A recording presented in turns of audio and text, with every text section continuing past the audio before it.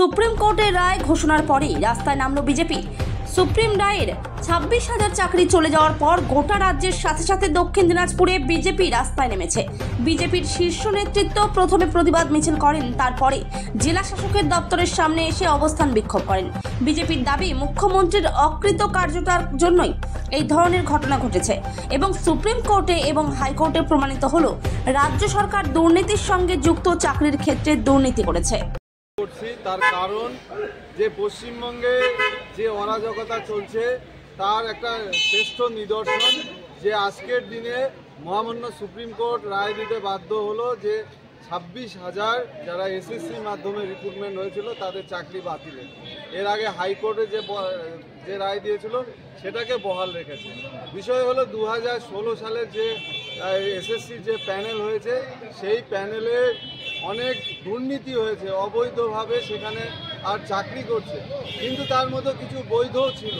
কিন্তু মমতা বন্দ্যোপাধ্যায়ের গড়িমসি এবং জেদ, তার যে অহংকার, কিছু মানুষের এখানে অনেক অসুবিধার সম্মুখীন হলো।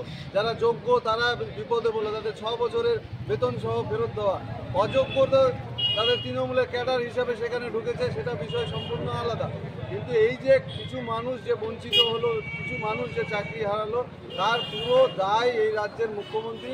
অবিলম্বে মুখ্যমন্ত্রীর পদত্যাগ চাই, আর এই কারণে আমরা বালুরঘাট শহরে আজকে বিক্ষোভ মিছিল করছি।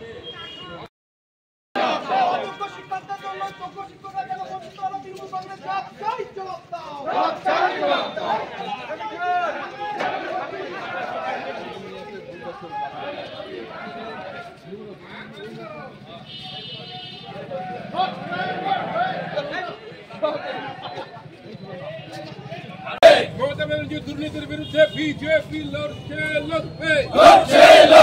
অযোগ্যদের জন্য যোগ্যদের চাকরি বাতিল হলো, অযোগ্যদের জন্য যোগ্যরা বঞ্চিত হলো কেন? মমতা ব্যানার্জি জবাব চাই, জবাব দাও, জবাব তোমায় দিতে হবে, জবাব তোমায় দিতে হবে। বন্দে মাতরম, বন্দে মাতরম, বন্দে মাতরম, বন্দে মাতরম। বিজেপি জিন্দাবাদ, জিন্দাবাদ, জিন্দাবাদ। বিজেপি লড়ছে, লড়বে। মমতা ব্যানার্জির দুর্নীতির বিরুদ্ধে বিজেপি লড়ছে, লড়বে, লড়ছে, লড়বে। এসএসসিতে অযোগ্যদের জন্য যোগ্যরা বঞ্চিত হচ্ছে কেন?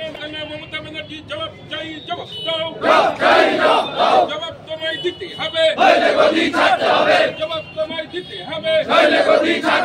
বন্দে জিন্দাবাদ, জিন্দাবাদ, জিন্দাবাদ। বিজেপি জিন্দাবাদ, জিন্দাবাদ, জিন্দাবাদ। ঐতিহাসিক ওয়াকফ আইন সংস্কার করলো কে? ঐতিহাসিক ওয়াকফ আইন সংস্কার করলো কে?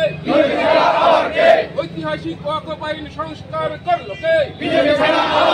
দেশের স্বার্থে ঐতিহাসিক ওয়াকফ আইন সংস্কার করলো কে?